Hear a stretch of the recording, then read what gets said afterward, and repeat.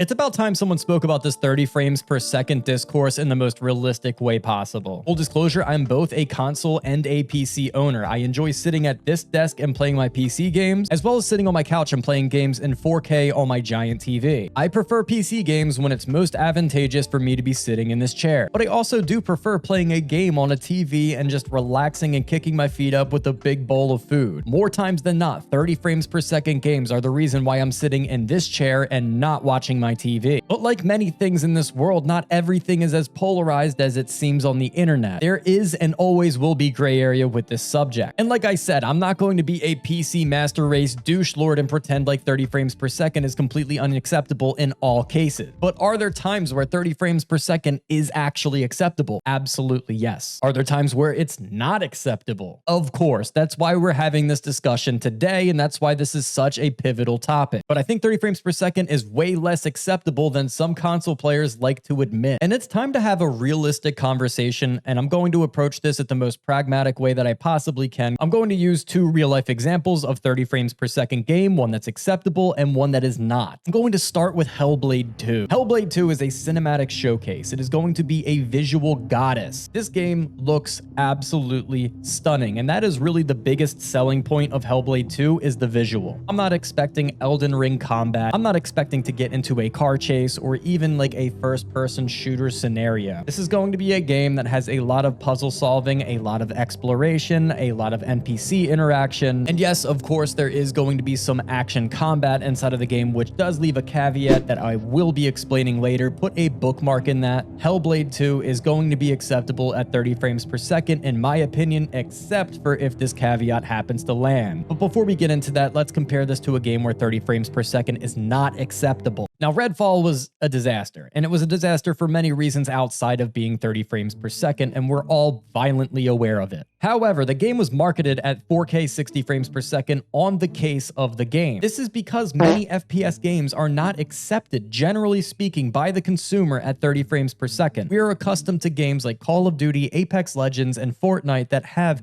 many frames per second that gave us the taste of having that visual smoothness.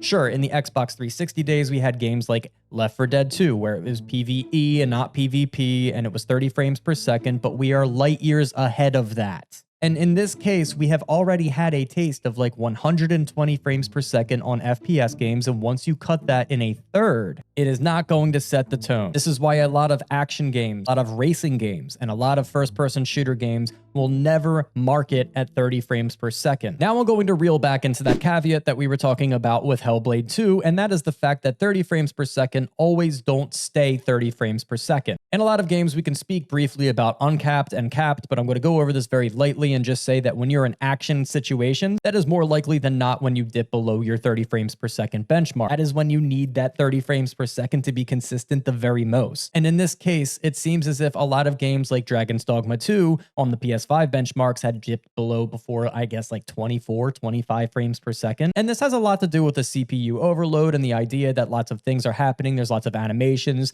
The lighting is changing because of the fire, the electricity. There's lots of things that you have to interact with, and it taxes the actual console. That is something that's going to happen, and no, it is not acceptable. Any game, including Hellblade 2, if you are dropping below 24 frames per second, your game is turning into a slideshow, and it is just not acceptable in any form. Which leads me to talking about 24 frames per second in cinema versus on a game. Unfortunately, I have to briefly talk about this just because it's a very common rebuttal that I see inside of my comments frequently. I typically read that the benchmark in cinema is 24 frames per second, therefore it is acceptable in video games. As somebody that takes this camera and goes out into the wild and travels and films, I do so in 24 frames per second unless I'm filming in slow-mo, which would be 60, to then be cut in half for 30. Why is that acceptable and that's not acceptable on a video game? For every single time that I film, every shot that I make is made to be curated for the end user to have the best experience possible. Not only am I picking and selecting the shots, but you are not in control of it.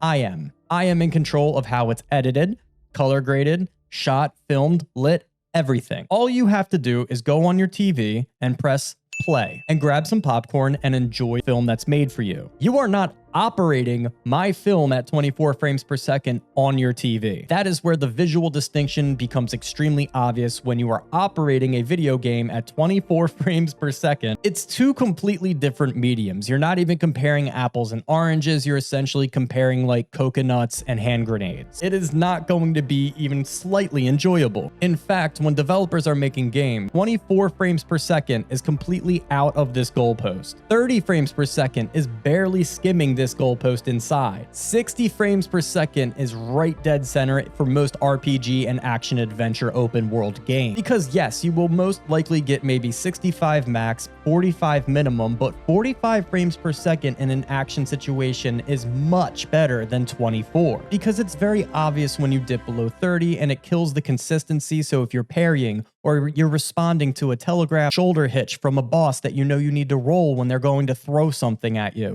Now, we were talking about this goalpost, right? We're talking about 24 outside, 30 barely in, 60 right down the middle, unless you're talking about like a driving game or an FPS game where I would imagine 120 is probably right down in the middle and 60 is probably the corners of the goalpost. Anything below 60 is outside of the goalpost, and that's for various different reasons. As we spoke about before, games like Fortnite, Apex Legends, and Call of Duty set the standard for 120 for a lot of people to be playing at least between 60 and 120 if you're a console gamer. Now that people have a taste of what this feels like and the smoothness of this 60 to 120, people will now not settle for things under it or make a visual distinction that something bad is happening on their screen. They realize it's underperforming. We don't get that as much with RPG games. And that's because non-first-person shooter and non-racing games really can be settled between 30 and 60. Like I said, it is inside of the goalpost, but the developer, as I said before, is settling for 30 frames per second. I think that console players just take too much stock in resolution. Something looks beautiful. I don't think that they care nearly as much as how it performed. I get a lot of comments saying, well, Red Dead Redemption 2 was made in 30 frames per second and it was the game of a generation. It was an amazing game, but that game was made 7 years ago. That is a full console generation put away. On a lot of these boxes of these new gen consoles like the PS5 and the new Xbox, you see 120 4K. That should be a surefire signifier that getting a third of those frames is not always acceptable. You should be raising the bar with every technological advancement that happens. As a consumer,